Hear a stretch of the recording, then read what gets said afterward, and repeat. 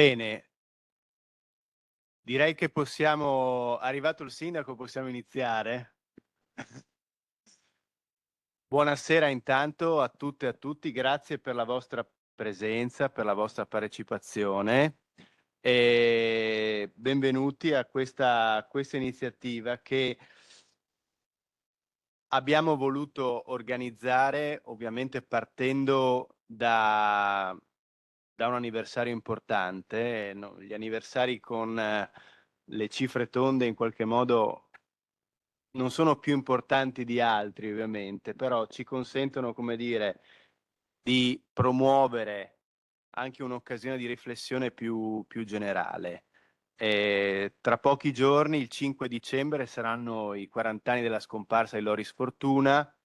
Tra l'altro il 1 dicembre del 1970 è stato anche l'anniversario della legge, no, sul divorzio, di cui è stato primo firmatario. E se vogliamo, nel 1965, quindi sono 60 anni dalla prima proposta di legge, quella che per primo, diciamo, per la prima volta, insomma, nel dibattito parlamentare, anche se poi non fu ufficialmente non fu discussa, però era la prima proposta che riguardava appunto il divorzio, che Fortuna appunto aveva elaborato e che poi non venne discussa. Diciamo, al di là delle coincidenze, ecco, ci sembrava un'occasione importante di riflessione e, e di analisi, diciamo così, di aspetti anche comunemente non conosciuti. Eh, Fortuna ovviamente è un riferimento, è il politico friulano forse più conosciuto a livello italiano, nel nostro paese, per le sue grandi battaglie legate alla laicità, ai diritti civili, alle libertà di scelta, eh, però è stato anche altro. È stato un politico che fin da quando, diciamo, ha mosso i primi passi sulla scena pubblica all'interno della resistenza friulana, lui è stato insomma, membro di un gruppo resistenziale autonomo sorto nel 1943 in contatto con Candido Grassi e con altri politici cattolici, poi è stato deportato. Diciamo, nella sua scelta di campo, nelle sue scelte di campo, si è molto occupato del nostro territorio, si è molto occupato del Friuli, si è molto occupato dei temi legati allo sviluppo, ai diritti dei lavoratori e delle lavoratrici, alle questioni relative alla definizione proprio della nostra regione come regione a statuto speciale e degli obiettivi anche di questa nascente regione. Tra l'altro, la prima volta che Fortuna venne eletto con il partito, fu eletto prima con il Partito Comunista all'interno del Consiglio Comunale di Udine, poi ovviamente sapete, dopo il 1956, con i fatti legati all'Ungheria, si staccò dal partito Comunista Italiano e aderì al Partito Socialista. Nel 1963 è l'anno del suo primo ingresso nel Parlamento ed è, diciamo, ehm, sono anni insomma importanti di crescita del nostro paese, di sviluppo economico, di apertura, di richiesta di modernizzazione, e possiamo dire che Fortuna la interpreta a diversi livelli. La interpreterà in maniera, diciamo,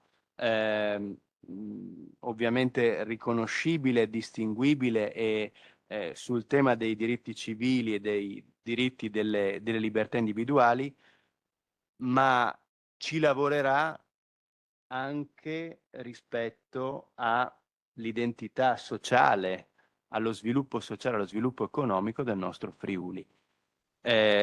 Cito veramente a livello di flash, dopo passo la parola a Stefano Nazzi, che è segretario del Partito Socialista, che tra l'altro ogni anno da quando Fortuna è mancato il Partito Socialista promuove un momento di riflessione al cimitero di Udine, Fortuna è iscritto appunto nel nostro Famedio, e anche per i 40 anni ci sarà l'intervento di Giorgio Benvenuto e la presentazione anche di un libro il 6 dicembre.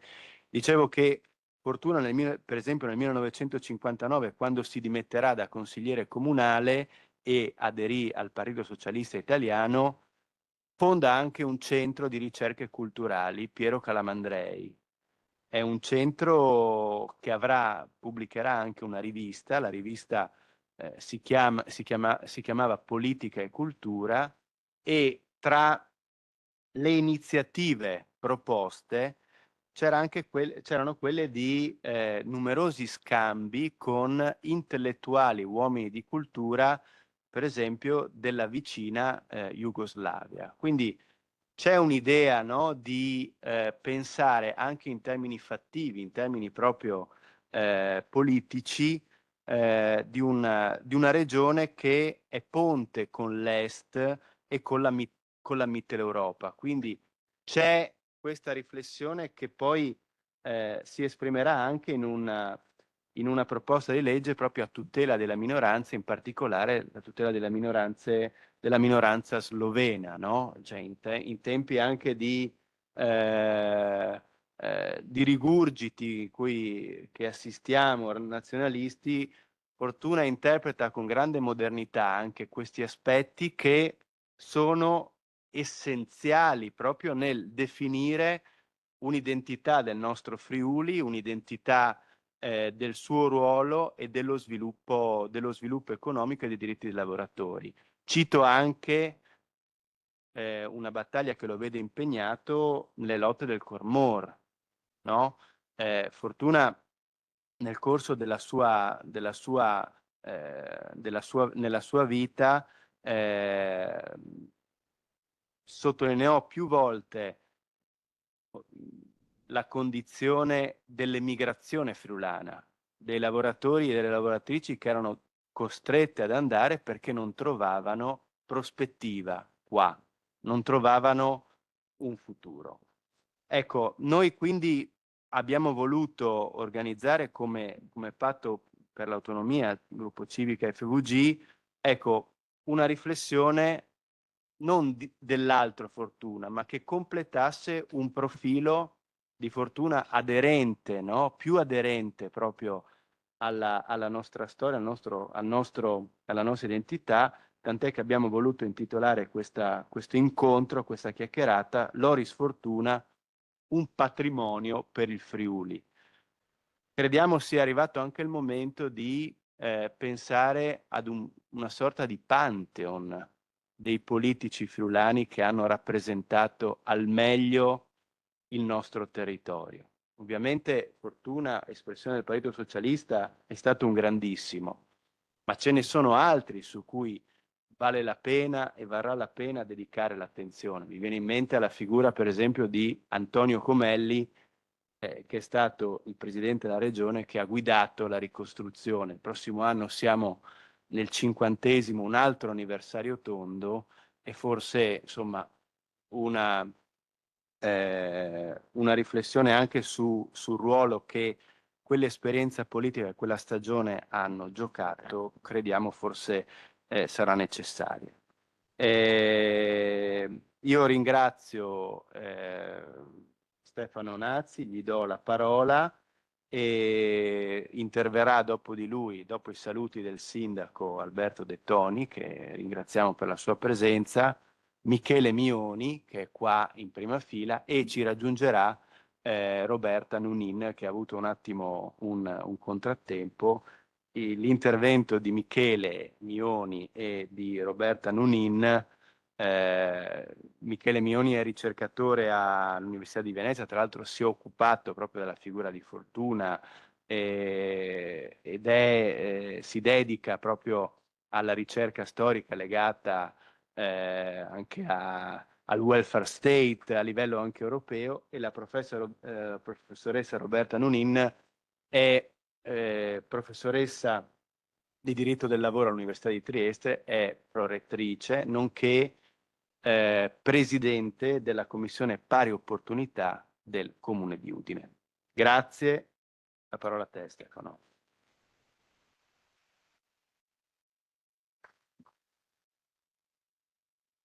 Buonasera a tutti, con un filo di emozione perdonatemi questo momento, perché quando si parla di persone in cui si ha una grandissima stima, l'emozione corre, è inutile negarla, insomma.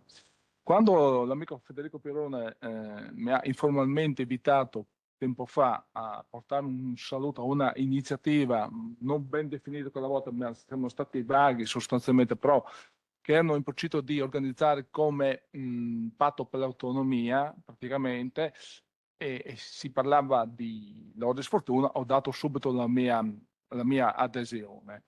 Ho accettato con entusiasmo questa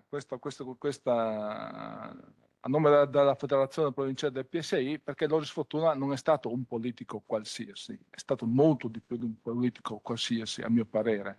E anche pensare e confinare Loris Fortuna a un semplice esponente del PSI non è neanche una lettura corretta, a mio parere, perché lui tra l'altro aveva anche la doppia tessera radicale, ma poi legato anche a tutto un mondo associativo laico, insomma, difficilmente era catalogabile come PSI, anche perché lui era un eretico all'interno del Partito Socialista. Guardo i miei amici barra compagni seduti in prima fila, lo possono testimoniare, insomma. È una figura difficilmente catalogabile e confinabile in un partito socialista. Chiaramente l'ideale era socialista, però lui era molto di più del Partito Socialista, anche perché nel Partito Socialista lui non è che vivesse sempre in maggioranza, anzi, e poi farò una menzione, molto spesso lui è stato in minoranza all'interno del Partito Socialista italiano. Diceva bene prima Federico che domenica prossima noi celebreremo il 40° appuntamento del ricordo di Loris Fortuna. Lo faremo al Famedio, come sempre, al Famedio del cimitero monumentale di Udine alle ore 11. Ovviamente tutti quanti siete invitati, perché è una manifestazione aperta a tutti, come è sempre stata, manifestazione in cui tanti si possono riconoscere per i contenuti che vengono espressi in quell'occasione. E l'oratore ufficiale ho voluto che fosse Giorgio Benvenuto. Perché Giorgio Benvenuto? Perché Giorgio Benvenuto si è battuto nel corso, mentre era alla guida della UIL, per il sindacato dei diritti. Ed è stato anche, come UIL, anche promotore a suo tempo, strenuo difensore anche contro l'abrogazione della legge sul divorzio, referendum in cui trionfò il no il 12-13 maggio 1974. A tal proposito, qua devo citare un altro storico compagno socialista che non vedo presente, ma che è sempre presente nei nostri cuori, che recentemente ha portato un saluto in ricordo del senatore Bruno Lepra. Il compagno Romeo Mattioli cita sempre che nella città di Udine il no trionfò con il 66,8% dei voti nel referendum del 1974. La legge sul divorzio di fatto ha segnato uno spartiacque nella conquista dei diritti civili e sociali in Italia, perché è sempre bene abbinare diritti civili e sociali, perché non è la stessa cosa diritti civili e sociali. Loris Fortuna non solo si è battuto, come diceva bene Federico prima, soltanto per il divorzio, ma per molto altro. Diverse leggi portano la sua firma. Cito alcune, però ad esempio la riforma del diritto di famiglia, in cui lui fu il primo firmatario il 28 giugno 1972. Legge poi approvata dopo un laborioso iter parlamentare il 19 maggio 1975. Poi lui si è battuto anche per l'interruzione volontaria della gravidanza, legge conosciuta meglio sull'aborto, e poi una proposta di legge sull'eutanasia, in cui lui praticamente è stata l'ultima battaglia politica, in cui fu il primo firmatario. Il 19, per la precisione, questa legge si chiamava, perché era molto particolare, perché dobbiamo distinguere, qua guardo anche Andrea, tra l'eutanasia attiva e passiva. Lui era per la eutanasia passiva, una cosa diversa dall'eutanasia attiva. Difatti la legge si chiamava legge per la tutela della dignità del malato e la disciplina dell'eutanasia passiva. E, ripeto, era il 19 dicembre 1984. Molto altro si potrebbe dire ancora tra le sue battaglie, anche per quanto riguarda, ha combattuto per l'Università friulana, ha combattuto moltissimo, ma si potrebbe dire tantissime altre cose, ma sicuramente ci saranno altre persone dopo che relazioneranno su questo.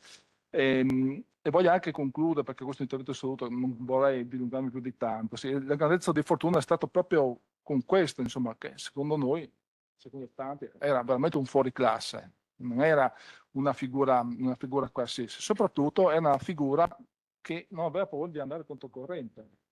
Non aveva paura controcorrente e tante volte lo si è trovato proprio anche all'interno del Partito Socialista il famoso fuoco amico, perché all'inizio, durante l'iter parlamentare, perché Federico prima parlava che la legge è partita nel 1965, c'è stato un motivo per cui alla fine non è andato a buon fine il primo tentativo, per cui il passaggio è stato, la legge è stata approvata, anzi promulgata il 1° dicembre 1970, come lui primo firmatario e liberare Antonio Baslini insieme a liberare Antonio Baslini.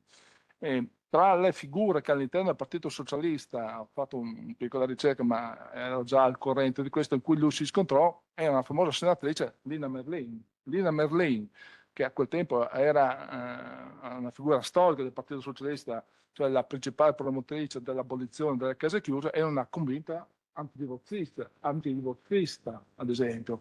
Ma ci sono stati altri che non erano convinti di questa proposta di legge. E quindi dovete, appunto, Lodi Fortuna, dovete affrontare anche una battaglia interna. Lo stesso Nenni all'inizio non era del tutto convinto, perché io ho letto un carteggio tra Nenni e Moro, ad esempio, che è stato pubblicato recentemente, l'anno scorso, mi pare, in cui sì, veniva guardato all'inizio che Nenni guardava Fortuna come una figura della serie dove ci vuole portare, insomma, anche perché sì, quella volta il PSI cercava un accordo con la DC per il discorso della costituzione di un centro-sinistra organico, per cui tutte queste operazioni politiche non sempre all'inizio venivano guardate in buona luce. Poi naturalmente il vento della modernità, la società che spingeva verso una determinata direzione chiaramente era impetuoso e poi sì, chiaramente tanti si sono adeguati. Io cito soltanto il Partito Comunista Italiano, non è che all'inizio fosse convinto anche perché il Partito Comunista Italiano all'inizio già pensava a un accordo, si parla soprattutto sul referendum del 1975, per il 1975 74, siamo nel momento in cui il Partito Comunista Italiano aveva come strategia politica il compromesso storico e tutto questo rischiava di rompere un asse con la democrazia cristiana che si stava determinando. Però, ripeto, poi il vento della politica, il vento della società che ti porta e ti spinge verso una determinata direzione, poi naturalmente tanti si sono allineati e appunto il fronte del no al referendum del 1974 vinse col 59,1%, insomma, soprattutto con tanti votanti. Per cui, tornando al discorso dei referendum, se la questione del referendum, se il tema del referendum tocca il vivo, la carne delle persone, la gente vota. E che quando i referendum diventano, questa è la mia opinione ovviamente, posso anche sbagliare, ma quando il referendum diventa materia incomprensibile alle persone, cosa fa la gente? Non va a votare. Questa è la palesiana conseguenza. Per cui concludo veramente questo mio intervento dicendo che Lauris Fortuna è veramente animato da una carica politica ed emotiva senza uguale a quel tempo. Tutte qualità, quindi è una visione politica, capacità di analisi, di sintesi, tutte qualità che a mio parere nell'attuale panorama politico io personalmente non ne vedo. Grazie a tutti.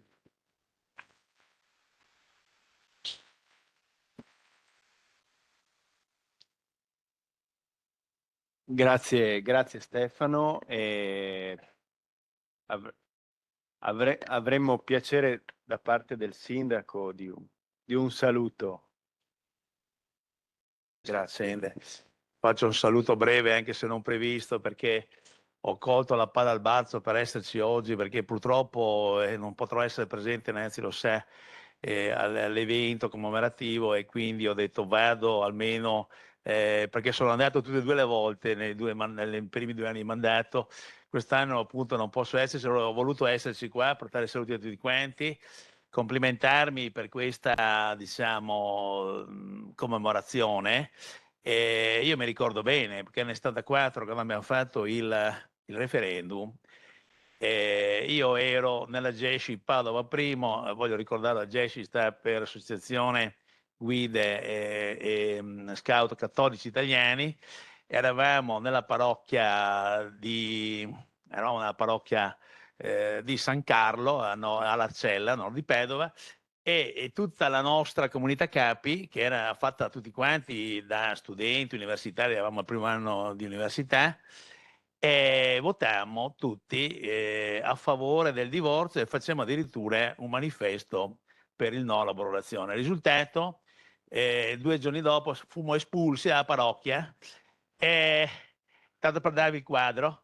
Però alla fine la chiesa è grande, perché siamo usciti dalla porta della parrocchia San Carlo e siamo entrati per la finestra di quella di San Lorenzo, che era limitrofa, perché lì c'era un prete operaio che lavorava alla Saimp di Padova e faceva diciamo, l'assistente al parroco, che diceva no, ma questi sono bravi, dobbiamo tenerceli. Quindi voglio dirvi che ho in mente fortuna legata a un fatto personale vero, intenso. Voglio dirvi che è stata effettivamente quel referendum, è stata l'apertura di una stagione straordinaria dell'Italia, del cambiamento. Poi è arrivato, insomma, lo sapete la storia meglio di me, però voglio dirvi che sono passati 51 anni, però il ricordo di quella stagione è fortissimo, e mi fa qua piacere vedere socialisti veraci in prima fila, e quindi complimenti al patto, che insieme al Partito Socialista oggi ricordano questo grande politico, che in effetti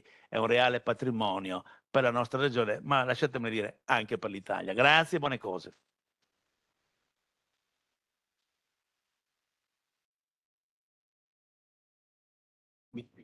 Ringrazio intanto, non volevo notare che andavi via, ma volevo ringraziarti.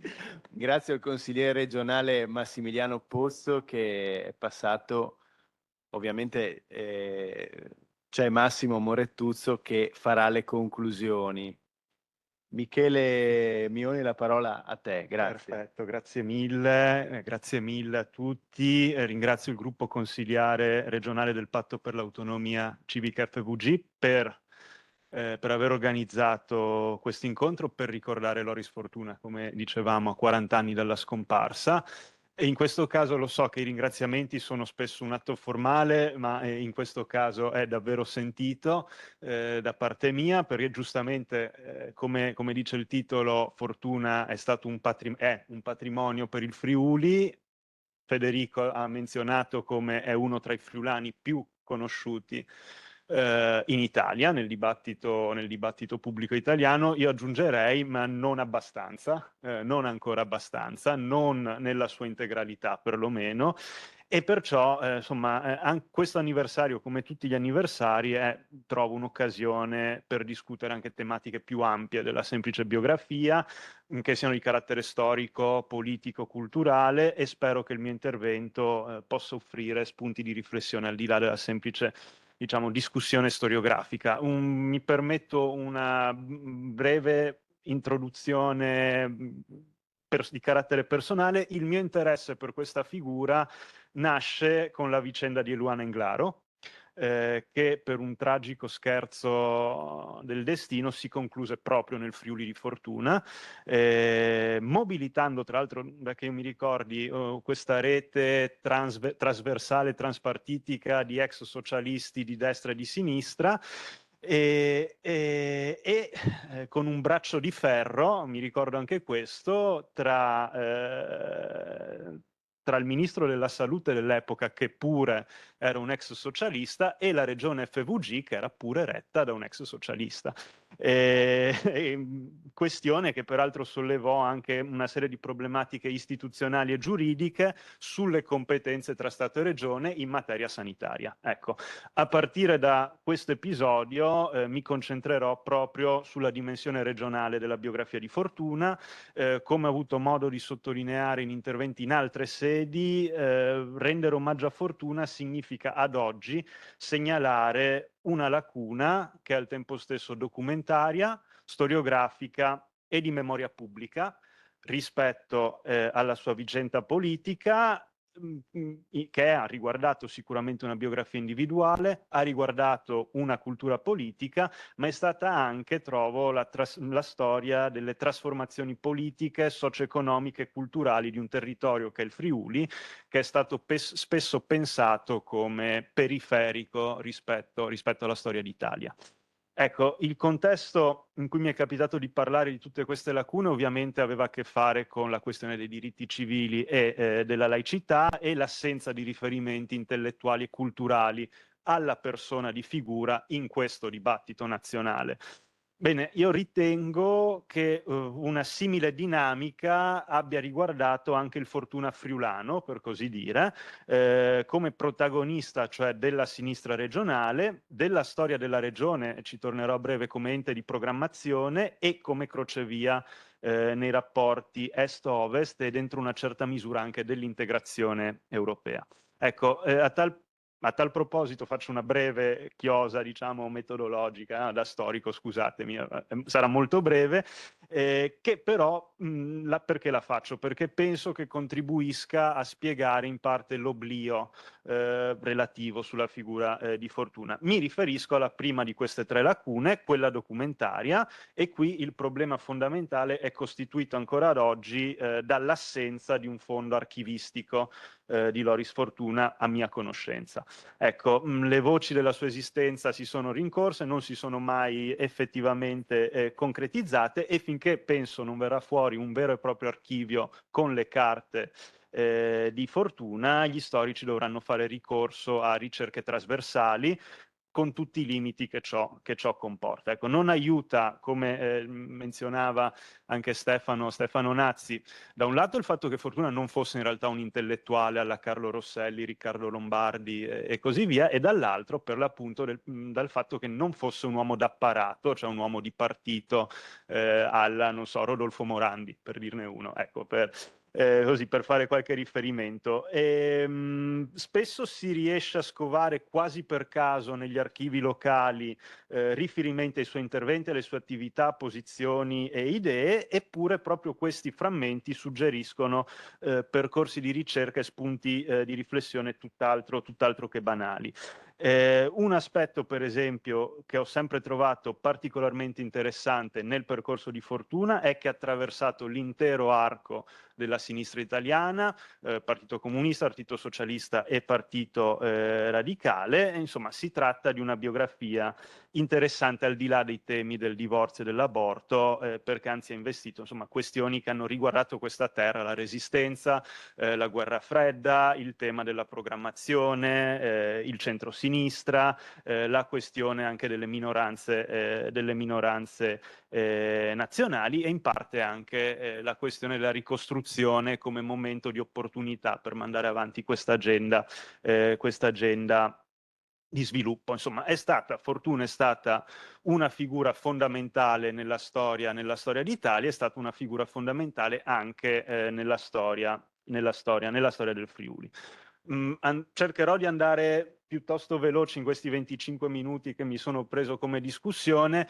Ci sono, io direi, due blocchi tematici. Una prima parte riguarda il Fortuna comunista, si è citato prima membro della Resistenza nell'Ausoppo, per poi però iniziare la carriera politica nel PC, diventa anche direttore di Lotta e Lavoro, che era il settimanale del PC di Udine, è una delle fonti più importanti per ricostruire questa fase politica, e nel PC comincia la sua carriera politica fino a diventare consigliere comunale nel 1951. E anche in questo caso sono i verbali del Consiglio Comunale a costituire, diciamo, la fonte più importante, da un lato per capire anche come si svolgesse la polemica politica fra socialcomunisti e democristiani, perciò uno spaccato locale sulla guerra fredda in Italia, e dall'altro è anche un momento per cogliere un altro passaggio fondamentale della sinistra nazionale, e anche in questo caso lo possiamo vedere con una prospettiva locale, che sono gli eventi del 56.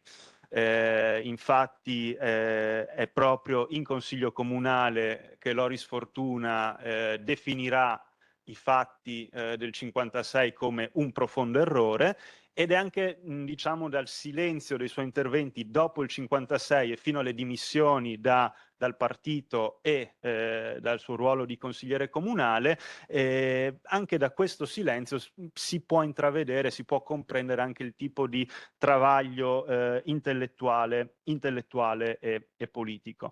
Cito qui un solo passaggio a tal proposito, è la lettera con cui rassegna le dimissioni dal Partito Comunista, affermando di non riconoscersi più nella disciplina e nell'ideale comunista, e adducendo che alla base della sua decisione vi fossero, qui cito, particolari concezioni dei diritti di libertà del cittadino, dello Stato socialista, della difesa pratica di tali diritti, del metodo democratico per l'edificazione e difesa delle realizzazioni dello Stato socialista finché è necessario. Ecco, questo testo è citato, questa lettera, da Gisella Pagano nella sua memoria di fortuna del 1990.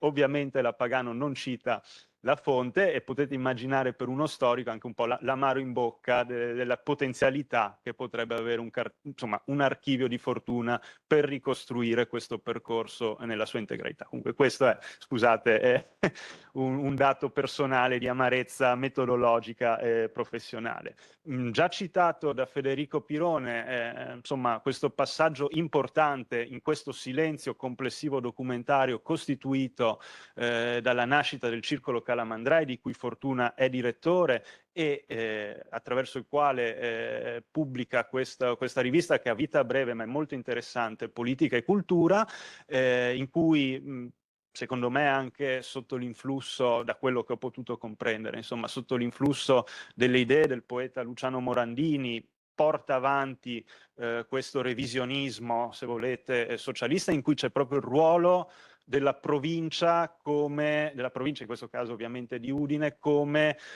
nucleo vitale della democrazia italiana, le cui radici risiedevano nella Resistenza.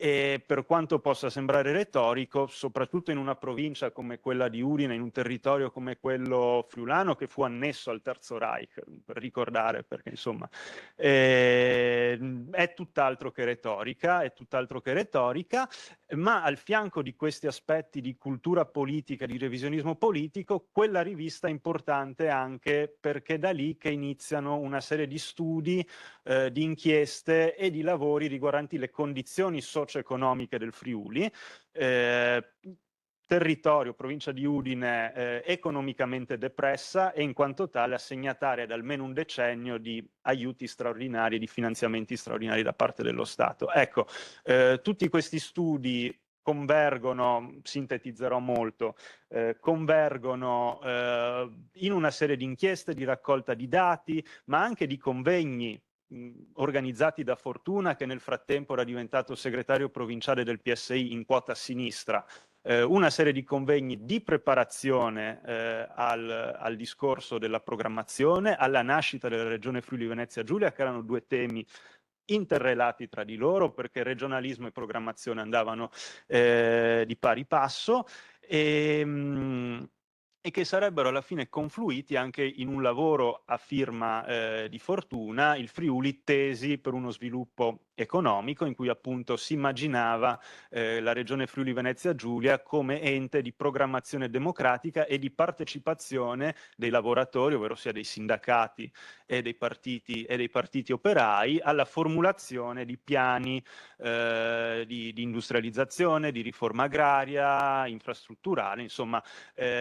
Anche in questo caso è un dibattito regionale su quello che si stava svolgendo a livello nazionale, insomma, tutta la questione della politica di piano, della programmazione, ma anche di che cosa dovessero fare i socialisti al governo, ovvero sia essere al governo giusto per essere nella stanza dei bottoni, oppure essere al governo per trasformare in senso socialista, democratico ovviamente, la società. Vi era naturalmente in tutto questo attivismo una componente di tattica, polemizzare con democristiani e soprattutto i socialdemocratici, che era come dire, un obiettivo polemico di Fortuna all'epoca, anche definire rapporti di forza all'interno del partito e differenziarsi dal PC, ma vi era appunto anche questo più profondo dibattito trasversale tra tutte le forze politiche regionali all'epoca sulla questione della nascita della regione Friuli Venezia Giulia, che ripeto era qualcosa di assolutamente collegato alla questione della politica di piano della programmazione, delle riforme sociali ed istituzionali del nascente centrosinistra, ma che era soprattutto di attualità in Friuli nel momento in cui il miracolo economico aveva reso ancora più evidente il ritardo della provincia di Udine rispetto al resto del nord Italia. Insomma, le divergenze si stavano ampliando. Vado rapido, avrei molte altre cose da dire, comunque andiamo rapidamente all'elezione alla Camera dei Deputati, che segnò il passaggio alla politica nazionale di Fortuna, anche in un certo senso alla carriera, sempre con tutti i caveat citati da Stefano, all'interno del partito. Entrerà nel comitato centrale nel 68, se non sbaglio, quando era ormai diventato un autonomista, passato dalla sinistra agli autonomisti giusto in tempo per entrare in quella che sarebbe diventata la minoranza del PSI, tra l'altro gli autonomisti, per cui diciamo una politica sempre controcorrente. Ecco, in genere si fa risalire l'incontro di Fortuna con la questione del divorzio ad un incontro avvenuto a Roma al Politeama, se non sbaglio, in cui si parlò del tema del divorzio. Io ritengo che in realtà già prima Loris Fortuna avesse cominciato a interessarsi al tema dei diritti civili. Menziono come in qualità di direttore e presidente del Circolo Calamandrei ospitò anche diversi convegni e riunioni dell'Unione Donne Italiane, per esempio, sulla condizione femminile sui luoghi di lavoro e in generale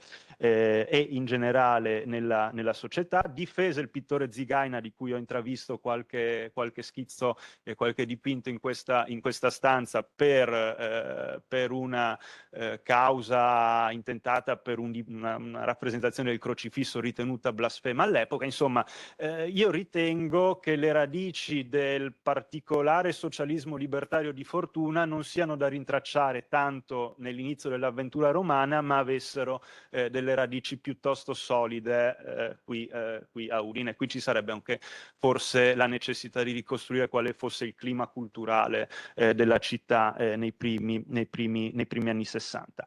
Ancora rapidamente, a tal proposito e sempre per la questione locale nazionale, inserirà in questo filone anche il tema dei diritti linguistici della minoranza slovena in Friuli, per il cui riconoscimento Fortuna figurava tra i primi firmatari di un progetto di legge che egli presentò fino al 1983, ovvero sia la sua ultima legislatura, in cui si proponeva di parificare la lingua slovena a quella italiana nei territori misti lingue anche nella provincia di Udine, per esempio con l'inclusione dell'uso della lingua slovena negli enti pubblici e raccogliendo, e anche questo sono riuscito a ricostruirlo tramite po' di ricerca documentaria, raccogliendo anche le istanze provenienti dalle associazioni delle comunità slovene in provincia. E anche in questo caso, come per il divorzio, in realtà si trattò anche di superare alcune incrostazioni della legislazione fascista. Non entrerò troppo in dettaglio su questo, ma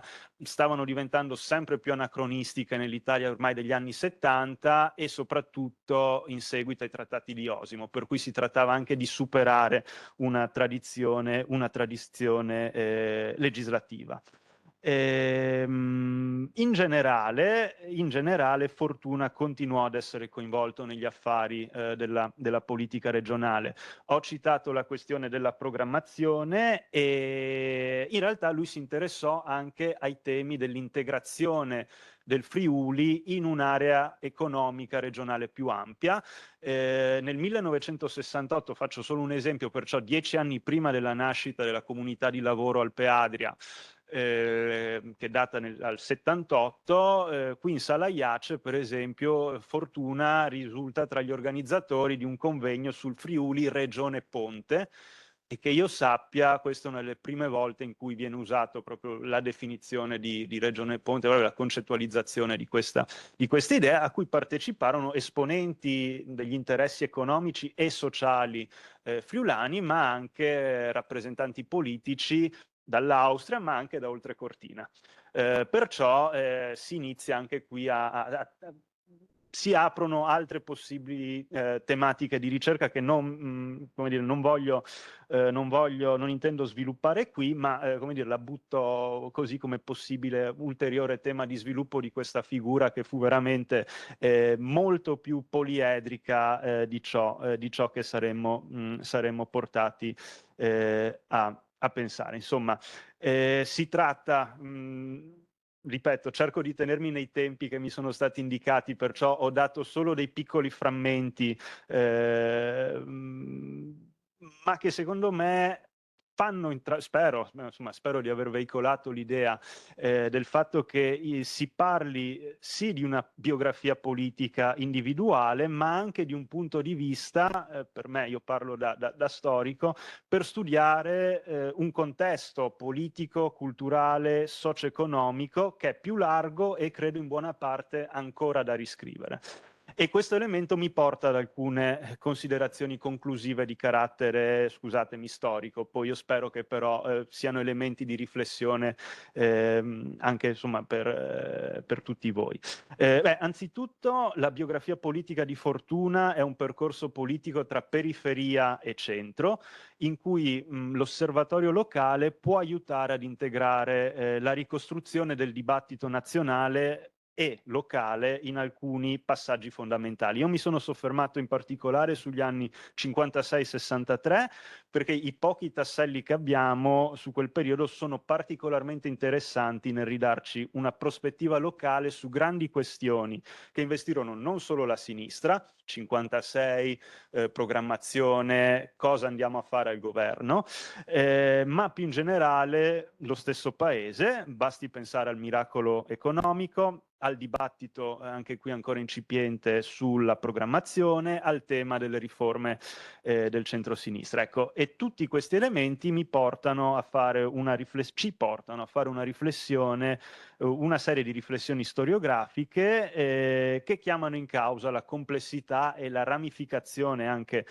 locale del dibattito politico e culturale all'interno dei partiti su temi quali economia, istituzioni, regionalismo, società e così via.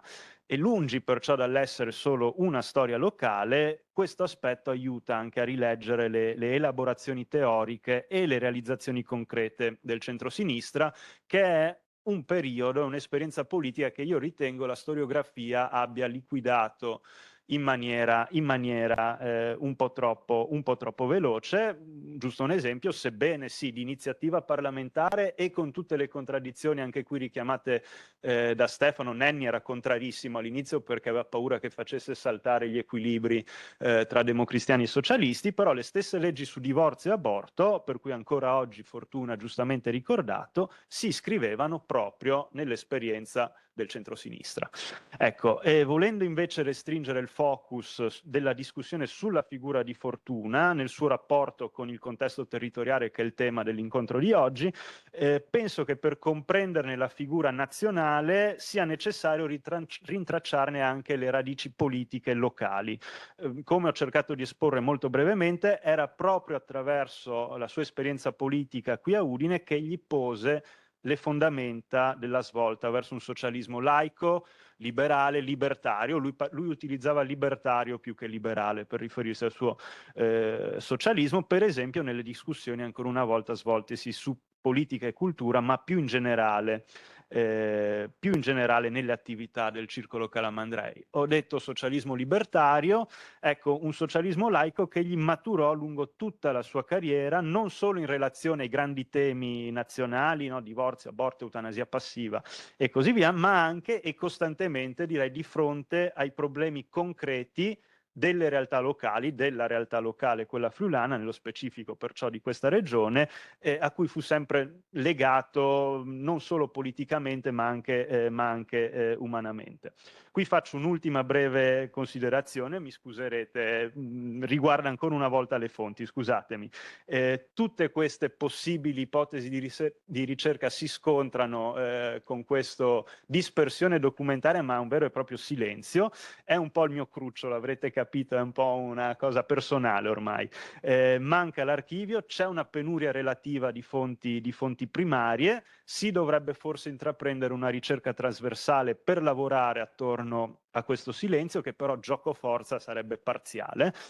Ed è un peccato perché io ritengo che già questi pochi documenti, anche i pochi elementi che sono riuscito a darvi questa sera, lasciano intuire le potenzialità per ampliare una ricerca di tipo biografico e storico e che potrebbero aprirsi avendo accesso a un archivio vero e proprio. Archivio vero e proprio che potrebbe aiutarci a fare una storia delle culture politiche, quella socialista non solo. Non ho avuto tempo di citare anche la questione radicale, che però è pure rilevantissima nella figura di Fortuna, ma anche una storia più ampia che ha una dimensione nazionale e locale, e che sono due dimensioni che dialogano tra di loro in maniera costante. Perché? Perché da un lato la figura di Fortuna si inserisce nella storia più lunga di un filone del socialismo italiano, che va da Filippo Turati, da Anna Kulishov, citate da lui alla Camera in occasione dell'approvazione della legge sul divorzio. Anche questo aspetto che aprirebbe prospettive di ricerca piuttosto interessanti. Dall'altro, il percorso di Fortuna permetterebbe di rileggere anche, e con una prospettiva periferia-centro, come ho richiamato, alcuni passaggi fondamentali della storia politica e sociale nazionale, ma anche locale, andando proprio ad analizzare questi elementi anche di interconnessione tra la storia dell'Italia repubblicana e la storia del Friuli, sotto il profilo politico-istituzionale certamente, ma anche sotto quello delle idee e delle tecniche, la questione della programmazione, il profilo economico, il profilo internazionale, ho richiamato, no? Rapporti est-ovest, ma anche questione dell'integrazione europea, per esempio l'impatto del mercato unico europeo su un'economia come quella friulana negli anni 60. Questo era tema studiato in politica e cultura, per esempio. Ecco, e per ritornare al mio passaggio introduttivo, potremmo forse anche scoprire che la storia del Friuli non è stata in fin dei conti così periferica e così marginale come saremmo portati a credere, ma potrebbe dirci qualcosa più in generale della storia d'Italia. In tutto questo, e qui rilancio ancora una bottiglia così nell'oceano, se qualcuno conosce, ha contatti o può indicarmi qualche possibile pista di ricerca, parlo proprio di documenti o di persone che hanno conosciuto Fortuna, ovviamente scusate, ne approfitto, ma insomma sono qua, ecco, avete il mio contatto. Io mi fermo qua, credo più o meno in tempo, e ringrazio per la pazienza e grazie mille anche per essere stati qui oggi. Grazie.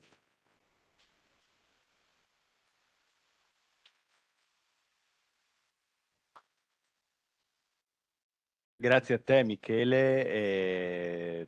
per il tuo intervento esaustivo, completo e che ha arricchito questo nostro incontro, lanciando anche delle suggestioni, diciamo, delle intelligenti, chiamiamole provocazioni, per ulteriore approfondimento.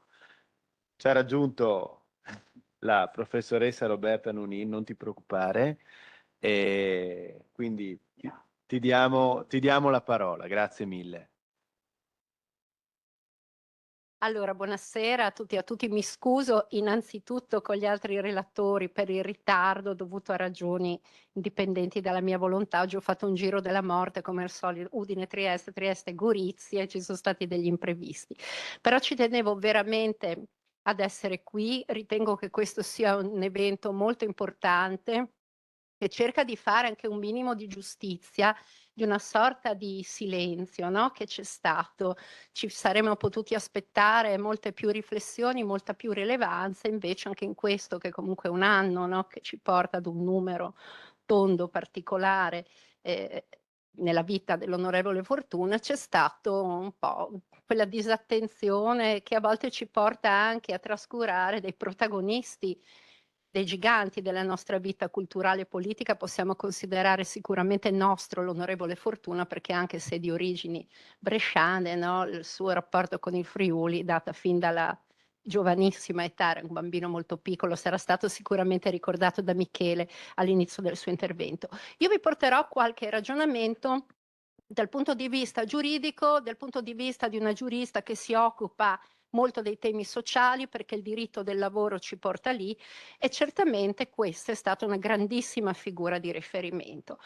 Io ritengo che si possa dire che l'attività politica e parlamentare di Loris Fortuna è innanzitutto legata nell'immaginario collettivo di chi quelle stagioni ha vissuto, in particolare ad un preciso momento storico. Secondo me noi dobbiamo ricordare, no? Un decennio che in Italia nasce dal sangue di Piazza Fontana, termina con il sangue di Via Fani e della strage di Bologna, e che però per il nostro paese vede in meno di 2 lustri un avanzamento straordinario, veramente epocale dal punto di vista della tutela per i diritti civili.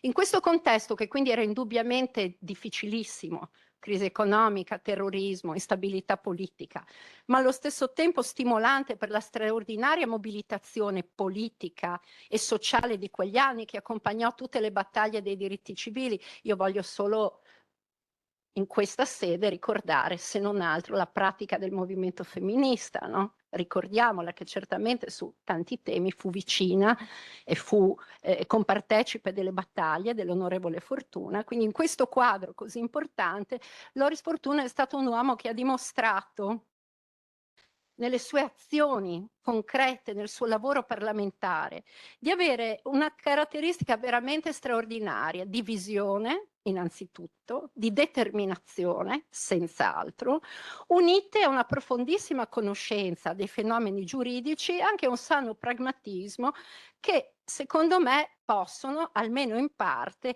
anche ricondursi alla pratica concreta che lui fece dell'attività forense. Ricordava bene, no, il dottor Mioni, una serie anche di cause molto importanti che lo videro protagonista negli anni, quella pratica forense che lo vide da avvocato, fin da giovane avvocato, a fianco dei lavoratori, dei più deboli, in alcune battaglie davvero epiche. Qui siamo a Udine, ricordiamo almeno, no, le lotte anzi agrarie del Cormor, che lo videro a fianco dei lavoratori in quanto avvocato della Camera del Lavoro. Quindi possiamo partire anche da qui.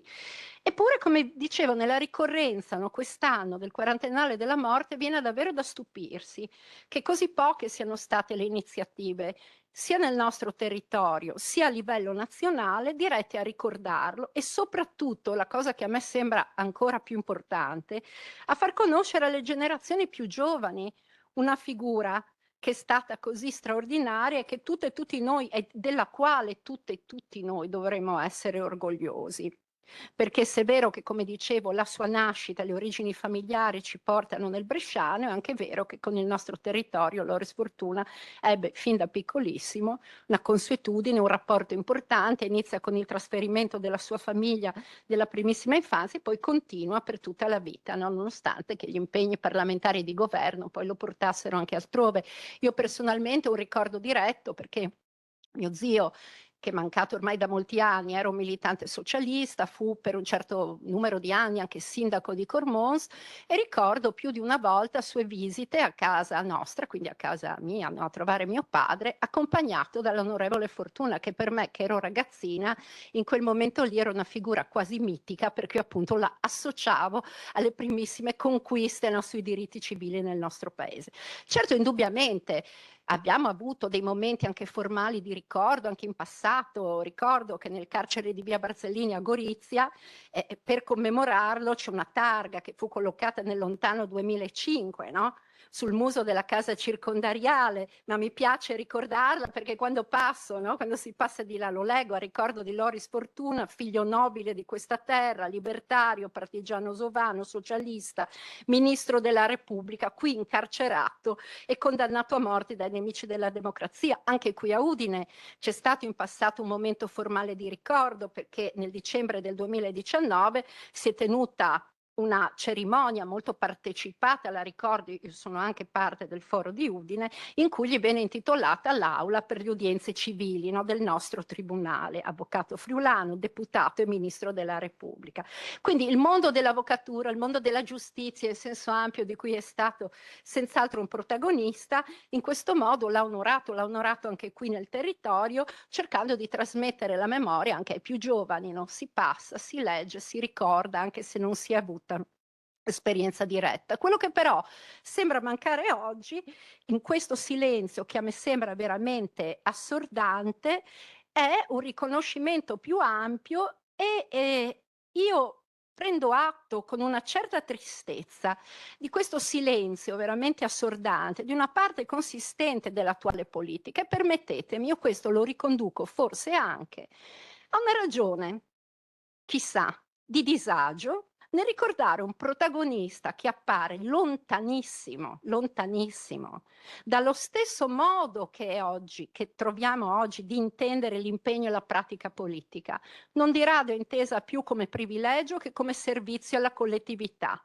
in chiave di tutela di avanzamento dei diritti fondamentali di tutti e di tutte, che era il modo in cui mi sembra Loris Fortuna abbia sempre inteso il suo impegno politico. È stato ricordato prima, 6 sono state le legislature in cui ha avuto modo di misurarsi e di dimostrare anche questo sguardo lungo, no? Che proiettava molto verso il futuro attraverso un impegno democratico inesausto nelle istituzioni ma anche sul territorio, mantenendo sempre uno sguardo attentissimo però anche da Roma nei confronti della nostra regione, nei confronti delle esigenze anche diverse dei nostri diversi territori. E mi piace, voglio ricordare anch'io, mi piace ricordare quello che già ricordava Michele, perché magari è meno noto, no, alla generalità, ai più giovani, l'impegno per la tutela della minoranza slovena in Italia. La sua prima proposta è addirittura del 1971 e il dottor Mioni ha ricordato quanto a lungo lui andò a riproporre, no, quel testo per vedere poi a distanza di molti anni accolte quantomeno alcune delle istanze che lui sollevava. Certamente centrale fu l'impegno per il diritto al divorzio. L'adozione nel 1970 della legge che porta anche il suo nome, la battaglia referendaria accesissima che io ricordo bene, sono del 65, ero piccola, ma ricordo i manifesti in alcuni casi davvero terroristici della campagna per il sì, facevano paura ai bambini, no? Prefiguravano queste rotture catastrofiche tra mamma e papà, quindi una grande battaglia, la battaglia appunto del 74 per il referendum, ma anche l'impegno importantissimo in relazione alla normativa sull'interruzione di gravidanza nel 78, che ha dato la possibilità alle donne di scegliere, ma soprattutto di veder pienamente tutelata questa scelta, che è sempre dolorosa, e veder tutelato il diritto alla salute e il diritto a trovare attenzione ed ascolto in un contesto di strutture pubbliche, diritto che oggi purtroppo non di rado appare indebolito, appare depotenziato. Sono tutte queste battaglie che hanno cambiato in modo importantissimo il volto del nostro paese e che si sommano poi sempre in quei 10 anni incredibili al varo nel 1975 della riforma del diritto di famiglia, un traguardo epocale per l'Italia che allora presentava tratti veramente patriarcali, maschilisti, inaccettabili per uno Stato che volesse dirsi veramente democratico, l'adozione nel 1978 della riforma Basaglia, la legge 180, nello stesso anno, sempre 78, abbiamo la riforma del Servizio Sanitario Nazionale, altra riforma epocale per il nostro Paese. E mi sono limitata solo ad alcuni dei passaggi fondamentali. Nel dibattito parlamentare in relazione a tutte queste leggi, anche di quelle che non portano direttamente il suo nome, Loris Fortuna fu attivissimo, con interventi appassionati, sentiti, alzò la sua voce in modo molto chiaro, per sostenere la bandiera del progresso, dei diritti civili, della tutela della persona, dell'attenzione alle fasce più deboli della popolazione. Permettetemi adesso qualche osservazione aggiuntiva proprio con lo sguardo della giurista, proprio in relazione alla legge sul divorzio, no? Forse il testo normativo a cui più universalmente viene associata la sua figura in questo paese. Per ricordare che Loris Fortuna già a metà degli anni 60 aveva redatto una prima proposta di legge che non sottopose poi all'esame del Parlamento. Qui il dottor Miani può confermare, Nenni invitò ad una certa cautela, forse i tempi si ritenevano non ancora maturi, e fu poi nel 1970 che quell'idea poté concretizzarsi nel testo normativo con la proposta di legge presentata congiuntamente al collega liberale Antonio Baslini, che peraltro incontrò una fortissima opposizione da parte della Democrazia Cristiana del tempo, ma che grazie ad un consenso trasversale pazientemente costruito in Parlamento con i comunisti, i socialisti, le forze laiche, eccetera, il 1° dicembre fu approvata con 325 sì e 283 no dalla Camera e con 164 sì e 150 no dal Senato. Questo è l'esito del voto parlamentare. Come è noto, praticamente subito dopo la Democrazia Cristiana ingaggiò una battaglia durissima per arrivare al referendum abrogativo, quello del 12 e 13 maggio del 74, che vide una partecipazione al voto notevolissima, quasi l'88% degli italiani andarono a votare, la vittoria netta del no all'abrogazione della legge con oltre il 59% dei voti, nonostante, ripeto, intorno a quel referendum vi fosse stata una mobilitazione fortissima da parte non solo naturalmente della Democrazia Cristiana, sia pure con qualche dissidio interno, ma anche della Chiesa Cattolica, anche qui però con delle lacerazioni interne tra un cardinale Siri che preconizzava quasi l'inferno a chi fosse andato a votare e avesse votato appunto no, e una parte invece di associazioni e di cattolici di base che presero delle posizioni molto più sfumate su questo tema, no?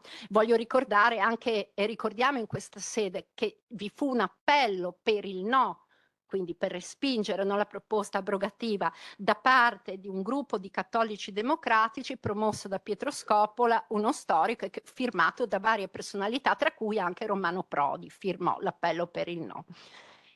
Contemporaneamente sul territorio per il sì al referendum ci fu tutta la potenza di fuoco scatenata dal segretario Amintore Fanfani, che girò tutta l'Italia in modo veramente convulso per cercare di portare al voto e di portare a casa il risultato del sì. Per capire l'Italia del tempo, io mi sono recuperato una citazione che vi voglio riportare di un suo famoso discorso, comunque attribuito a lui dalla stampa del tempo, un discorso in Sicilia in cui Fanfani diceva: ora vogliono il divorzio, dovete sapere che poi verranno l'aborto, poi ancora il matrimonio tra omosessuali, poi magari vostra moglie scapperà con la serva.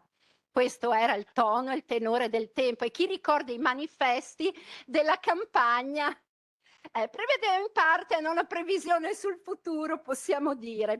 Ovviamente molto aggressivi. Molto aggressivi i toni in campagna elettorale furono anche da parte del movimento sociale, che addirittura in un manifesto nel tempo della campagna referendaria arrivò a sostenere testuale: contro gli amici delle Brigate Rosse il 12 maggio vota sì.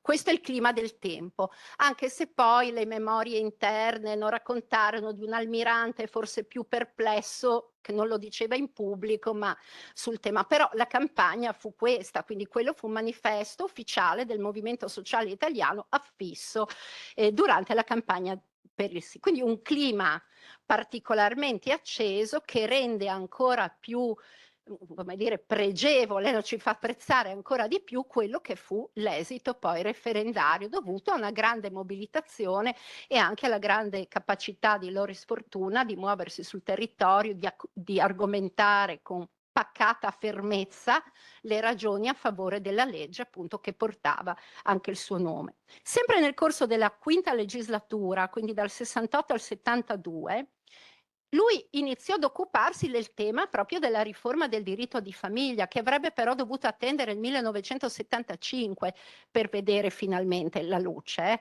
Quindi una riforma anche quella importantissima, a cui lui partecipò nel dibattito parlamentare, ma anche con questa attenzione che precede addirittura, no, quello che fu poi il disegno di legge che portò al testo di riforma che noi conosciamo e che andò ad incidere in modo importantissimo sui rapporti tra coniugi, sostanzialmente smantellando, no, una costruzione che vedeva una primazia maschile assolutamente mantenuta per quasi 30 anni, nonostante la Costituzione del 48 avesse disegnato, no, un percorso assolutamente opposto, ma per vedere attuata la parità dell'articolo 29, ripeto, si dovette attendere il 1975.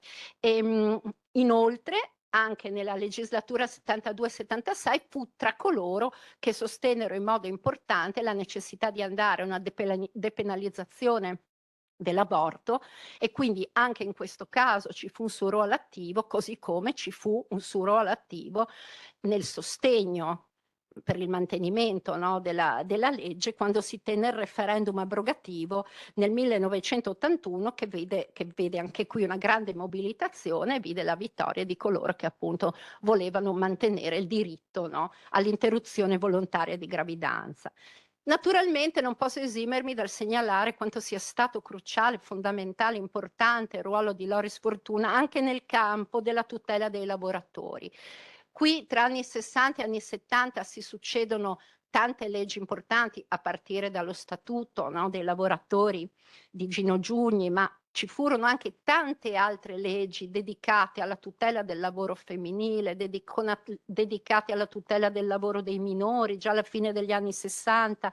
E in quest'ambito più volte troviamo diversi interventi parlamentari di Loris Fortuna molto puntuali, no, su queste questioni, molto attenti anche qui al tema dei diritti e molto pronti nel sottolineare tutte le discriminazioni, tutte le applicazioni, no, di istituti che consentivano trattamenti differenziati che all'epoca, inizio anni 60, metà anni 60, erano ancora usuali nel mondo del lavoro. Quindi seppe anche portare questa attenzione. Qui sicuramente fu importantissima la sua esperienza di avvocato della Camera del Lavoro, quindi aver vissuto e gestito sul campo, no, la tutela dei lavoratori anche nelle aule giudiziarie non poteva che renderlo attento, sensibile, pragmatico, in grado anche di cogliere gli aspetti della normativa che non erano più compatibili con il rinnovato assetto costituzionale, quindi un intervento veramente importante, che appare ancora più importante oggi se consideriamo che quei temi, penso alla parità tra uomo e donna nel lavoro, non possiamo ancora dirli pienamente attuati di fatto nel nostro ordinamento, perché sappiamo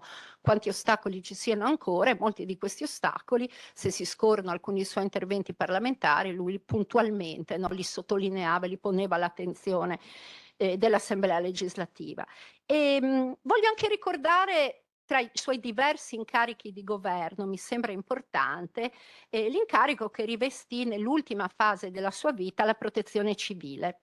Mi sembra importante ricordarlo, se non altro perché lui succedette nel ruolo di ministro a Giuseppe Zamberletti, altra figura molto importante per il nostro territorio, anche figura indimenticata per il ruolo avuto nella ricostruzione del Friuli post terremoto. E proprio a questo proposito io auspico che il cinquantennale, no, che andremo insomma a vivere, a ricordare tra breve, sia magari anche l'occasione per riprendere ad approfondire, qui lancio la palla allo storico, il ruolo avuto da Loris Fortuna nella sua attività parlamentare e ministeriale in relazione, no, alla fase post terremoto in Friuli, alla fase della ricostruzione. Sarebbe molto interessante aprire una riflessione anche su questo. D'altro lato, proprio con riguardo all'ultimo periodo della sua vita, della sua attività politica, prima che la morte prematura lo cogliesse il 5 dicembre dell'85, voglio ricordare anche alcune proposte molto interessanti che lui fece di modifica alla legge sulla cooperazione internazionale con i paesi in via di sviluppo, in cui si sottolineava l'importanza di un impegno più deciso per contrastare i fenomeni della fame, quindi intervenire, no, con politiche di cooperazione allo sviluppo più decise cose rinnovate, e sempre nel 1984, siamo alla fine della sua vita, gli interventi che dobbiamo ricordare, interventi davvero importanti, che ragionavano e chiedevano che ci fosse una maggiore attenzione all'adozione di strumenti legislativi attinenti alla tutela della dignità del malato, e che avviarono una riflessione importante, poi fatta cadere, no, anche a lungo nel vuoto, sul tema della disciplina dell'eutanasia passiva. No? Sono temi, ahimè, ancora oggi di stringentissima attualità, e su cui però lui già all'epoca, no, aveva acceso veramente un riflettore importante. Quindi un percorso di vita, di impegno esemplare, che ci lascia il grandissimo rammarico per quanto avrebbe potuto ancora fare per l'avanzamento dei diritti in questo paese se la morte non avesse interrotto troppo presto il suo percorso. Ci lascia anche la curiosità, destinata purtroppo a rimanere insoddisfatta, su come avrebbe guardato alle tante battaglie, no, degli ultimi anni, anche di oggi, dai diritti dei migranti al tema appunto del fine vita, di cui discutiamo, ma anche con uno sguardo, no, che ci interroga sul se e come evitare che i tanti diritti conquistati in quella breve e importantissima e irripetibile per certi versi stagione che lo vide protagonista non siano messi in discussione. E infine un percorso di vita che ci lascia anche l'esempio, un grande esempio per tutti, a partire dalle generazioni più giovani, di una vita vissuta dentro le istituzioni, senz'altro, ma senza rinchiudersi dentro di esse, come in una sorta, no, di Turris Eburnia, dove progressivamente si perde via via il contatto con la realtà, ma al contrario sempre attenta ed in ascolto dei soggetti più deboli, dei più fragili, dei lavoratori, delle lavoratrici, e sempre decisa, senza infingimenti, nello schierarsi al loro fianco. Vi ringrazio molto.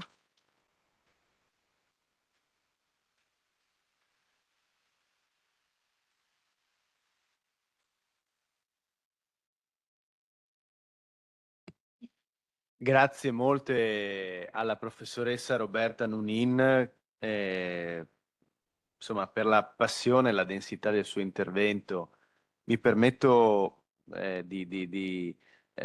come dire, fare questa brevissima riflessione, no? Perché anche lei ha citato nel curriculum, nella biografia politica di Loris Fortuna, le esperienze che ha avuto, no? Come ministro della protezione civile, è stato anche ministro delle politiche comunitarie,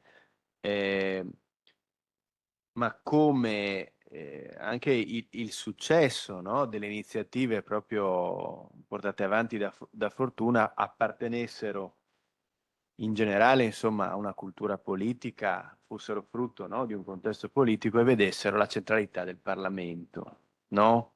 Cioè, Fortuna anche sulle conquiste, è ricordato per proposte, iniziative di legge che vedevano nel Parlamento, insomma, il luogo anche della sintesi della discussione, no? In un'epoca di personalizzazione, di eccesso di personalizzazione della politica e di accentramento dell'iniziativa sull'esecutivo. Questo credo riguardi tutti i livelli di governo, tutte le istituzioni, riguarda i comuni, riguarda la regione, insomma si è discusso anche qua terzo mandato, no? Non solo qua, ma anche nella regione Veneto, nella regione Campania. E oggi c'è, come dire, anche un'idea di presidenzialismo anche nel nostro paese. Ricordiamoci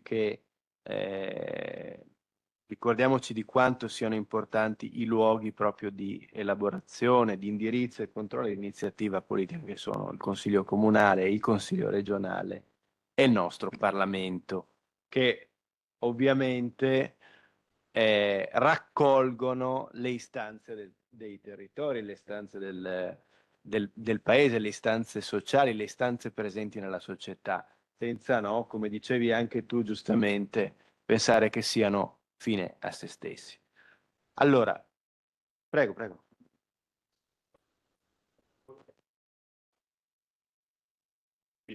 Sì, una è riferito al riferimento che ha fatto la professoressa Nunina al terremoto, prendo la palla al balzo, effettivamente Fortuna, allora il Partito Socialista fece un comitato nazionale per il Friuli e Fortuna ne fu il presidente, tra l'altro anche qui gli archivi ancora, scusate, ma ci vengono in aiuto perché qui c'è sì un certo materiale, telegrammi, corrispondenza, lettere in cui Fortuna di fatto, come altri politici in altri partiti, adesso non voglio esagerare così, ma era il tramite fra le istanze del territorio e quelle di Roma.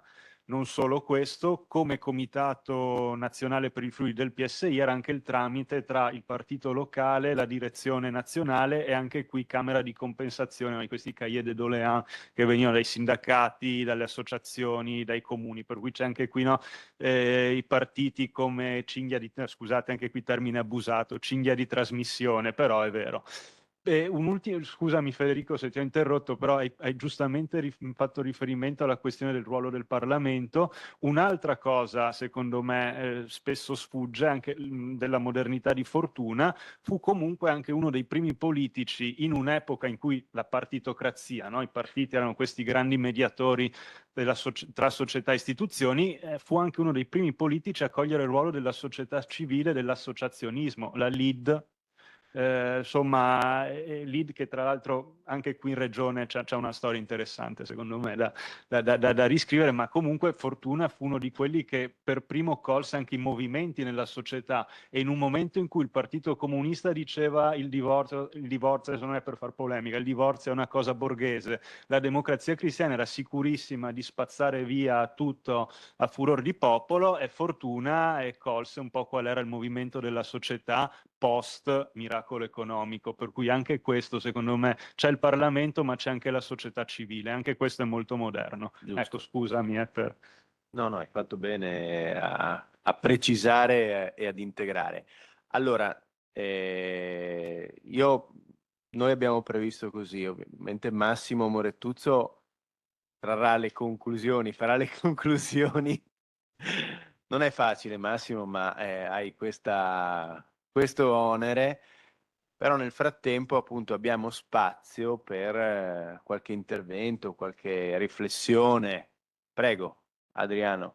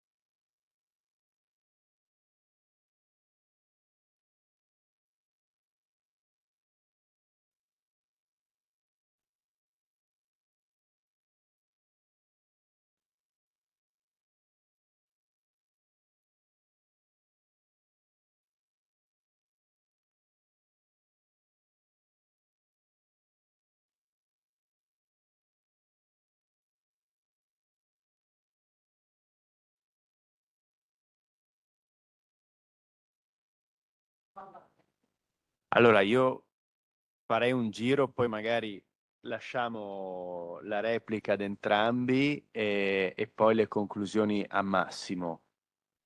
C'è qualcun'altra che vuole intervenire?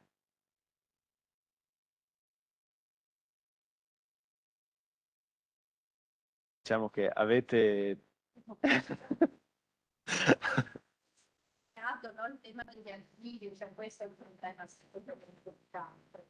Il recupero dei materiali, alcune cose forse si sono perse e sarebbe necessario un lavoro ulteriore. Per fortuna abbiamo lavori pregevolissimi del dottor Mione che certamente hanno aperto una luce con l'accuratezza anche della ricostruzione dello storico, però il tema dei materiali d'archivio è un tema, no? E il fatto che non ci sia stata poi una raccolta unica, la possibilità di avere un fondo, no? Nel quale raccogliere e attingere, come capita anche in tanti altri casi, no? Quel tipo di sensibilità forse più recente, più degli anni più vicini a noi, e questo ci lascia dei vuoti o delle curiosità che magari non si possono soddisfare. Sulla sua domanda io non saprei dirle sinceramente, passo la palla allo storico, che forse è qualcosa di più.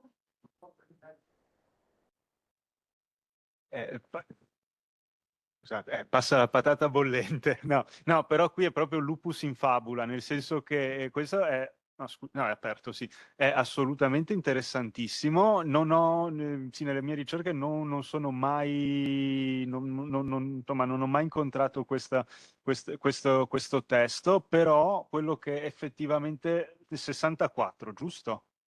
Perché lui all'epoca, lui e l'ambiente, insomma, questo circolo Calamandrei, all'epoca avviarono numerose attività culturali, al di là della rivista, anche incontri riguardanti la letteratura locale, la cultura locale. Poi qui, secondo me, c'è anche un ruolo molto importante di Morandini che andrebbe rivisto.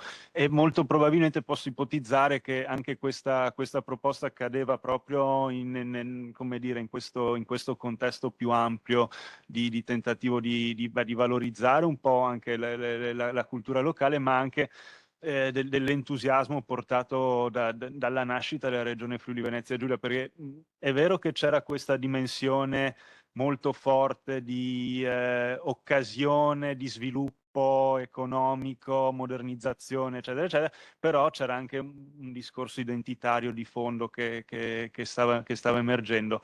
Il fatto che fosse poi stata ripresa da Onde Furlane, anche questo è interessante, devo dire. Non c'è, ecco. Giurista. Forse può essere anche questo, che la proposta di legge, se viene effettivamente presentata negli archivi parlamentari, poi noi ne troviamo traccia, si fa una ricerca, si trova anche andando indietro. Certe proposte magari venivano redatte, discusse, costruite, no? Anche nel confronto politico, nel confronto sul territorio, però dopo non venivano presentate effettivamente. Quindi poteva essere anche un lavoro su una proposta in corso in quel momento, ma che poi si decide magari di non presentare, no? Per questo, se non si trova traccia negli archivi del Parlamento, a volte potrebbe essere anche questo che è avvenuto. E la mancanza di un archivio centrale. Certo, ma però ci ha dato un suggerimento, Sì, magari ci proveremo noi, no? Ci ha dato interessantissimo. un'indicazione di altro. Interessantissimo, no? Anche, sì, Soprattutto. no, anche perché il PSI alla vigilia della nascita, il PSI come immagino tutti i partiti, alla vigilia della nascita della regione Friuli Venezia Giulia aveva una serie di comitati di studio interni. Fortuna era il comitato industria. Però insomma c'erano anche lavori di studio e di ricerca su quelle che erano le problematiche da affrontare, perciò non mi sorprende che, vista anche la data che è molto, insomma, molto precoce, però fa parte di un clima dell'epoca. Sì, sì, sì, sì, sì, sì, sì, sì, sì, assolutamente, sì.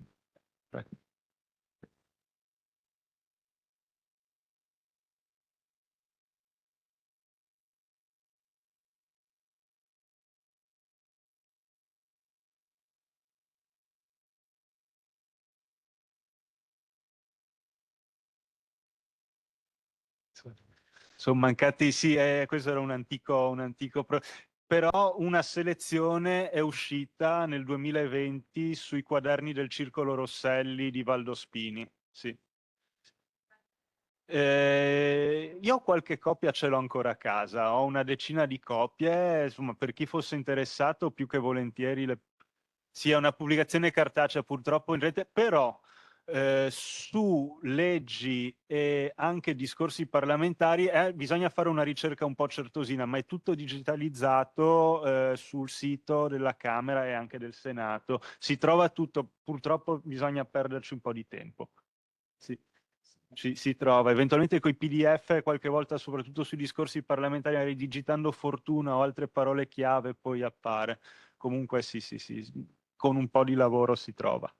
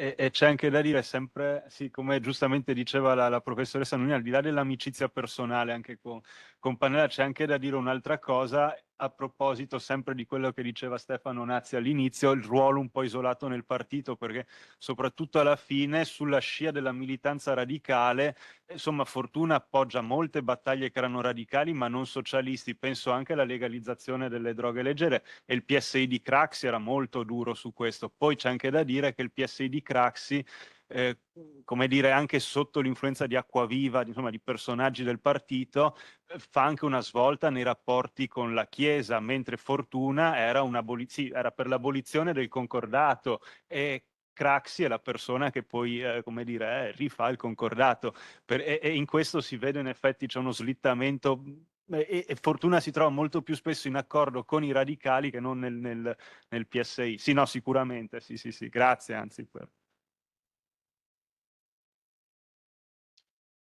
Se non ci sono allora altri interventi, Massimo Morettuzzo, aggiungo nel darti la parola che riprendo un po' quello che dicevamo anche all'inizio. Non c'è evidentemente nessun intento nostalgico da parte nostra, cioè non siamo dei cantori della nostalgia, nel senso che ovviamente guardiamo, come tutti noi che siamo qua, a Loris Fortuna, quella stagione con grande ammirazione, con grande riconoscenza, ma riteniamo ovviamente che siano anche stagioni, personalità politiche da un certo punto di vista irripetibili, no? Cioè, nell'essere Fortuna la punta più avanzata anche di una volontà di interpretare, no? Una modernità che univa appunto una necessaria democratizzazione, no? Dei diritti, l'estensione dei diritti, unendo, no? Come si diceva anche là, le libertà civili con le libertà sociali, ovviamente siamo, come dire, consapevoli che ogni stagione ha bisogno delle proprie categorie interpretative. Banalmente non ci sono più quei partiti anche di un tempo, quelle spinte di un tempo, però guardando insomma anche a quelle che sono le condizioni del nostro Friuli, che non vive una situazione semplice da un punto di vista economico, no? Nonostante una straordinarietà di risorse pubbliche, siamo un territorio, una regione che cresce meno rispetto ad altre, cresciamo poco, c'è una nuova immigrazione, quindi ecco, il contesto che viviamo necessariamente richiede anche domande e interrogativi nuovi, quindi il richiamo a personalità come Fortuna penso ci possa essere da stimolo, no? Da forte sprone per interpretare e far riavanzare anche nel dibattito politico la centralità di alcuni temi, di alcune questioni, di alcune domande che rimangono oggi nuovamente irrisolte. Massimo. Bene, buonasera a tutte e a tutti anche da parte mia, scusate la voce, ma almeno è garanzia che starò poco perché sono in condizioni fisiche precarie. No, io innanzitutto ringrazio chi ha voluto prima di altri questo incontro, e quindi sicuramente Federico, ma anche Elia Mioni, il direttore della nostra rivista Il Passo Giusto, perché mesi fa abbiamo cominciato a ragionare su questo incontro e l'abbiamo fatto cercando proprio di colmare quella che è stata chiamata prima una lacuna nella memoria pubblica, no? Perché forse qualcuno di voi se lo ricorderà, più o meno un anno fa, in occasione della passata manovra finanziaria, proponemmo un emendamento in Consiglio regionale chiedendo di destinare dei fondi a celebrare questo anniversario, il 40° appunto anniversario dalla mancanza di Loris Fortuna. E quell'emendamento in Consiglio regionale fu bocciato, no? Non lo dico così per aprire una questione polemica, ma per dire che effettivamente in quest'anno sono mancate occasioni che potevano essere più numerose per affrontare questo tema, e quindi abbiamo cercato di farlo come gruppo consigliare, come Patto per l'Autonomia, e ringrazio davvero per l'incontro di stasera. Ringrazio sicuramente Stefano Nazzi che ha raccolto il nostro invito e ci è sembrato giusto e bello farlo assieme questo incontro, e quindi di questo lo ringrazio. E poi ringrazio davvero Roberta e Michele, perché credo che abbiano fatto stasera 2 interventi, non so a voi, ma a me sono piaciuti davvero molto perché sono stati molto competenti, esaustivi, puntuali e hanno lanciato una serie di stimoli che credo abbiano colpito, insomma, ecco, me sicuramente. E quindi io provo a dire poche cose, provando a raccogliere la sfida di Federico che dice guardiamo all'oggi, non abbiamo fatto un'operazione nostalgia, abbiamo fatto un'operazione che ci vuole portare a guardare lontano, no? Potremmo dire vogliamo provare a salire sulle spalle dei giganti e uno di questi giganti del Friuli sicuramente è Loris Fortuna. Allora, pensando ecco, a quello che abbiamo ascoltato stasera, io credo che una delle questioni interessanti sia quella di capire come Fortuna guarderebbe alcune questioni dell'oggi, no? E come noi relazionandoci al suo pensiero possiamo guardarle, cercando di farlo attraverso i suoi occhi. Allora penso al tema ad esempio del fine vita, che stasera è stato citato più volte, e al dibattito che c'è oggi in Italia e nella nostra regione su questo tema. Al fatto che noi abbiamo una situazione paradossale per cui c'è una sentenza della Corte Costituzionale che di fatto dice al Parlamento intervieni. No, allora, pensando a quanto invece la centralità del Parlamento nel pensiero di Loris Fortuna fosse importante, no? Quanto oggi di quello che sta avvenendo ci dice della perdita del primato della politica, del fatto che c'è un'altra istituzione nel nostro paese che dice alla politica, al luogo per definizione del confronto politico nel Parlamento, agisci, non rimanere inerte, che è esattamente il contrario di quello che ha caratterizzato il percorso politico di Loris Fortuna.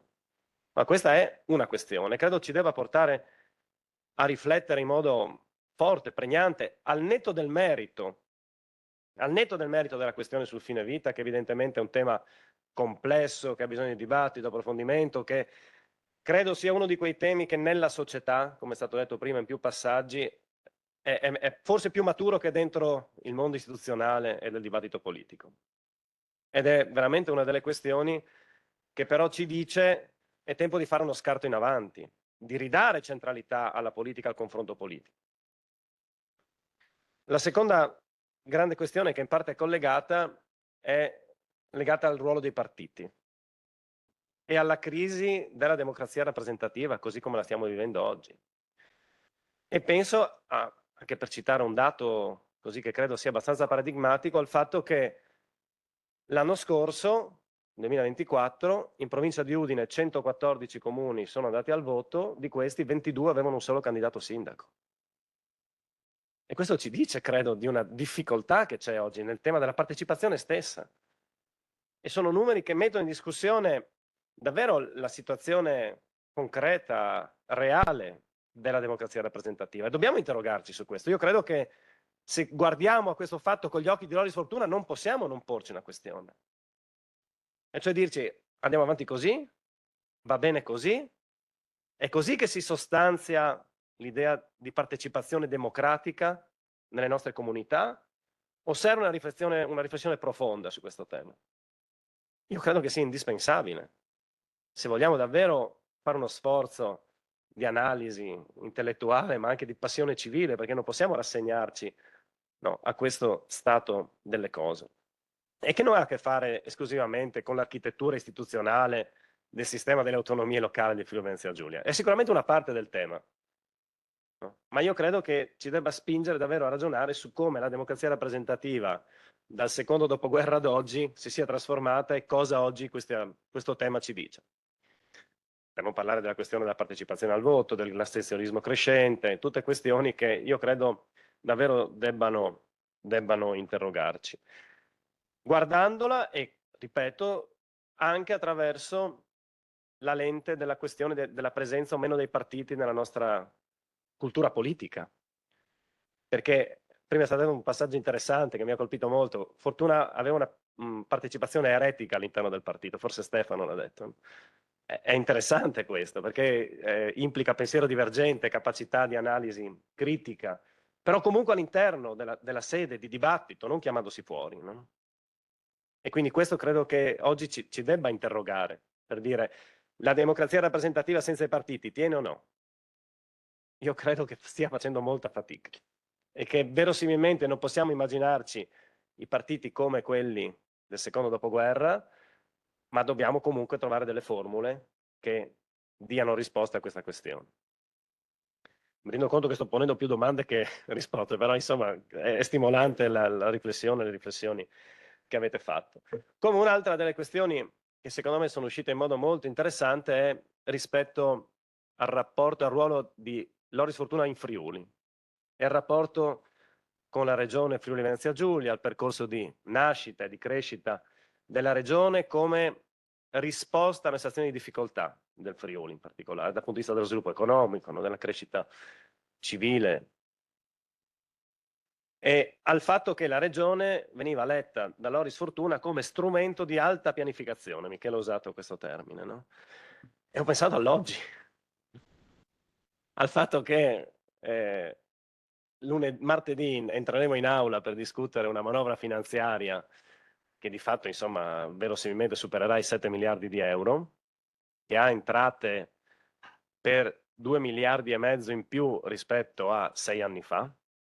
2 miliardi e mezzo in più. Vi invito a mettere vicino questo numero con il dibattito che c'è oggi a Roma in Parlamento per la manovra finanziaria dello Stato, no? E quindi sto pensando a quanto anche un momento storico come quello attuale di grande disponibilità di risorse, se letto con gli occhi e le lenti di chi è capace di programmare, di alzare lo sguardo, di salire sulle spalle dei giganti, possa davvero rappresentare un'occasione straordinaria, no? Che ricorda in qualche modo il momento del terremoto citato prima, no? C'è un momento in cui sembrava esserci una disponibilità di risorse garantite dallo Stato senza pari, ma con la capacità di guardare lontano, di tratteggiare un modello di sviluppo, un'idea di crescita economica, che poi possiamo discutere dei limiti, delle modalità, ma questa è, io credo, una delle questioni che oggi debbono interrogarci e dire: la regione è quella che destina i 2.000 euro alla Proloco di Mereto di Tomba, come sta facendo, o è quella che decide come o è quella che invece alza lo sguardo e dice, ragiona sul ruolo di prospettiva di un'istituzione che raccoglie le sfide della modernità e utilizza la sua specialità e la sua autonomia per fare prima e meglio dello Stato le cose che servono. Questa è una delle questioni, credo centrali. Così come, vado davvero a chiudere per non rubare troppo tempo, il tema della regione Ponte, che è stato citato prima, no? E il fatto di essere in grado già appunto in tempi non sospetti di guardare al posto del Friuli dentro l'Europa, no? E quindi al rapporto che veniva citato prima fra periferia e centro, e al fatto che il centro per un posto come il nostro, per una terra come la nostra, non è detto necessariamente sia Roma, ma il centro è l'Europa.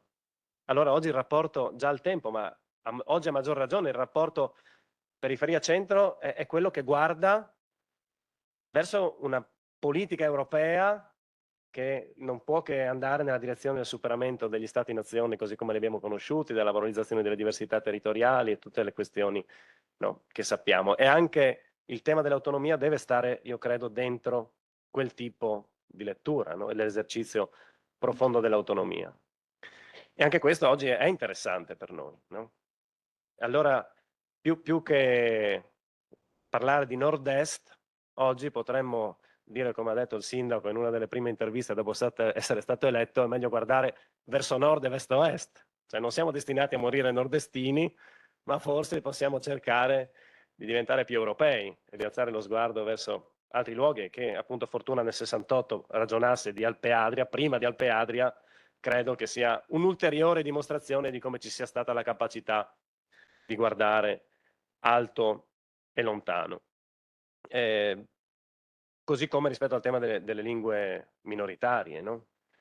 Minorizzate, diciamolo meglio. E quindi l'idea di capire come la specialità regionale davvero non possa che essere qualcosa di dinamico, no? E quindi le rivendicazioni del secolo scorso portate avanti da Loris Fortuna oggi, a che punto siamo rispetto a questo? C'è la possibilità di fare degli ulteriori passi in avanti? Assolutamente sì, con la dinamicità che deve contraddistinguere la nostra specialità, che invece oggi forse ha un po' segnato il passo, ecco, e sta segnando il passo rispetto a tutte le sfide che aveva. Chiudo sulla questione dei diritti e stavo pensando ai tanti diritti che quando Loris Fortuna venne a mancare non erano così nel centro dell'attenzione, no? Mi è arrivata la notizia poco fa di un altro migrante morto al Silos a Trieste, no? Dopo i 2 a Udine, uno a Pordenone, oggi pomeriggio è morta un'altra persona di freddo, siamo nel dicembre 2025, no? E stavo pensando a questo tipo di diritti, no? A come una figura del calibro culturale, dello spessore civile, della passione civile di Loris Fortuna leggerebbe questi fatti, no? E a quanto forse l'indignazione che deve animare anche noi lo monterebbe leggendo anche come il dibattito invece pubblico davanti a questi avvenimenti stia scadendo in una disumanità che è preoccupante, no? Allora, passione civile significa, io credo oggi, anche farci carico di questa eredità per avere ancora la capacità di avere un pensiero eretico divergente e una passione civile che non può che farci raccogliere delle sfide, no? E in questo senso, e chiudo davvero, mi sembra che stasera sia uscito più volte quasi come un'invocazione questo tema dell'archivio, no? Sarà da fare e sarà uno degli emendamenti che porteremo in aula, lo anticipo, quindi ci lavoreremo, guardo le persone che con me lavorano su questo, con la, diciamo così, confidando nel fatto che magari non subito, ma prima o poi le cose che arrivano anche dai banchi dell'opposizione vengono raccolte, quindi per il 45esimo anniversario magari avremo anche il fondo. Grazie, grazie davvero e buona serata a tutti e tutti.